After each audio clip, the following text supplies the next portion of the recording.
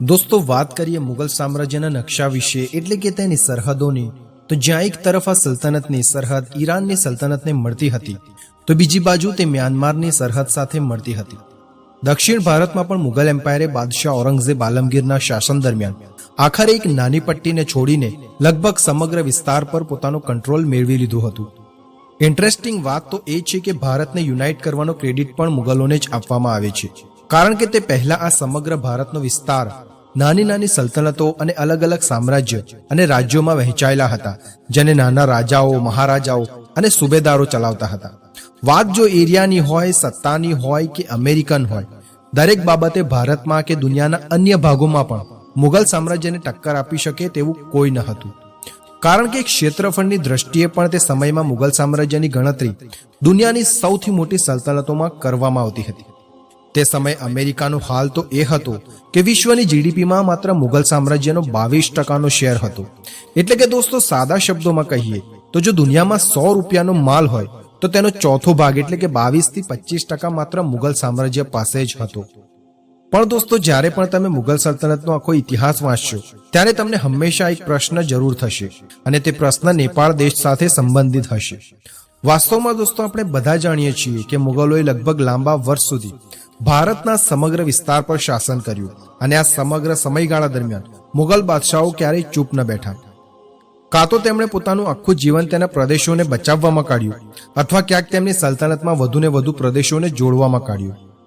ખાસ કરીને જો આપણે મુગલ સલ્તનતના છઠ્ઠા અને છેલ્લા શાસક એટલે કે ઔરંગઝેબ આલમગીરની વાત કરીએ તો તે વ્યક્તિને આ વસ્તુનો માસ્ટર માનવામાં આવતો હતો. આ જ કારણ છે કે છઠ્ઠા બાદશાહ એટલે કે ઔરંગઝેબ આલમગીરના શાસન દરમિયાન જ મુગલ સલ્તનત તેની ટોચ પર પહોંચી હતી. મુગલ સામ્રાજ્યની સરહદો જેટલી મોટી ઔરંગઝેબ આલમગીરના શાસન કાળમાં હતી, તેટલી ન તો તે પહેલા હતી અને ન તો તે પછી ક્યારેય થઈ શકી.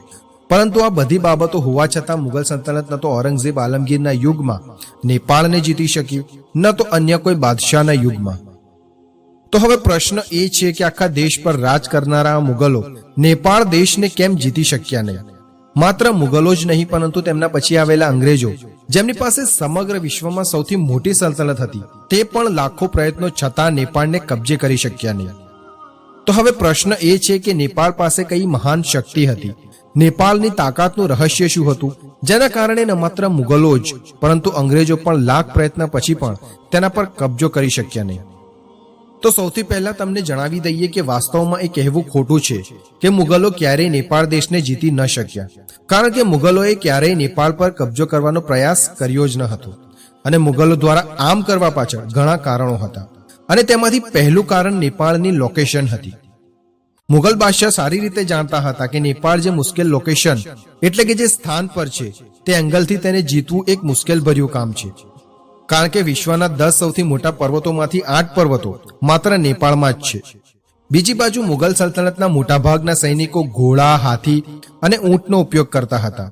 ઇવન ઘોડો અને હાથી તો તેમની સેનાની સૌથી મોટી તાકાત માનવામાં આવતા હતા. અને આપણે બધા જાણીએ છીએ કે આ બધા પ્રાણીઓને હિમાલયના પ્રદેશમાંથી ફૌજ સાથે પસાર કરવા અશક્ય કાર્ય છે.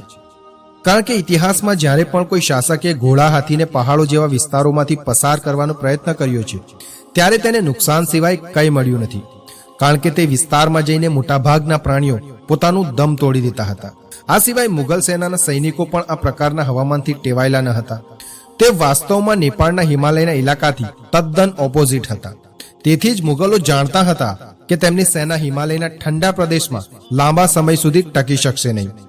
આ બધી બાબતો સિવાય મુગલો પાસે બીજું એક મોટું કારણ પણ હતું, અને તે મોટું કારણ હતું નેપાળ પર કબજો જમાવવું અનબેનિફિશિયલ હતું. એટલે કે નેપાળ પર વિજય મેળવવું એ મુગલો માટે ફાયદાનો સોદો ન હતો. તે એટલા માટે કારણ કે મુગલો સારી રીતે જાણતા હતા કે જે મુશ્કેલ જગ્યા પર નેપાળ દેશ છે, તેથી તેને જીતવા માટે જે સમય, પૈસા અને એનર્જીનો ખર્ચ થશે, તેનો અડધો પણ પાછો નહીં આવે.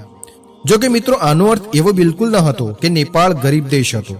નેપાળની રાજધાની ઘણી ધનવાન હતી, પણ બીજી તરફ મુગલો પણ તે સમયે વિશ્વના સૌથી ધનિક સલ્તનત તરીકે જોવામાં આવતા હતા. અને અન્ય ચાલાક શાસકોની જેમ જ્યારે પણ તેઓએ કોઈ પણ નવા વિસ્તારને તેમના સામ્રાજ્ય સાથે જોડવાનું નક્કી કર્યું, ત્યારે તેઓ હંમેશા પણ તેમના ફાયદાનો સોદો શોધતા હતા. હવે સ્વાભાવિક છે કે જો તેમના માટે કોઈ ફાયદો ન હોય, પરંતુ તેના બદલે તેઓને તેમના પોતાના તરફથી આપવું પડતું હોય, તો તેઓ ક્યારેય આવું કામ ન કરે. અને એમાં પણ એ મુશ્કેલ સ્થાનને કારણે કે જેમાં હંમેશા હારવાનું જોખમ હોય.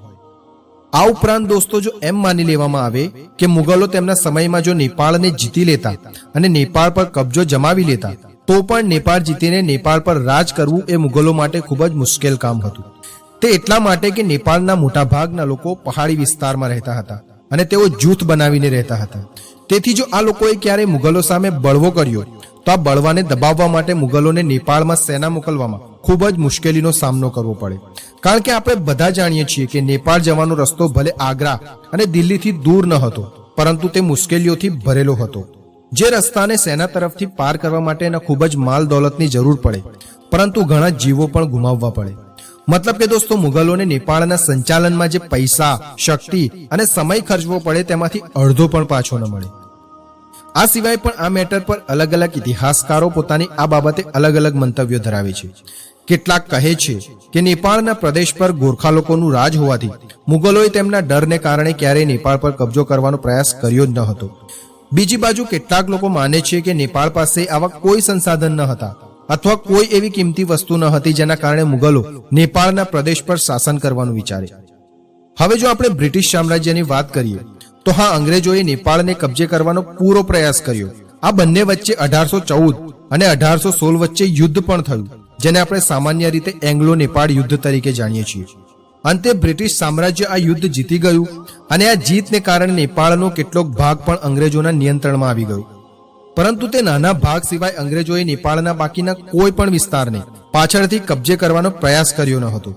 અને આ રીતે નેપાળ તેના ઇતિહાસમાં હાજર મોટી સલ્તનતોથી અને શક્તિઓથી હંમેશા સુરક્ષિત રહ્યું.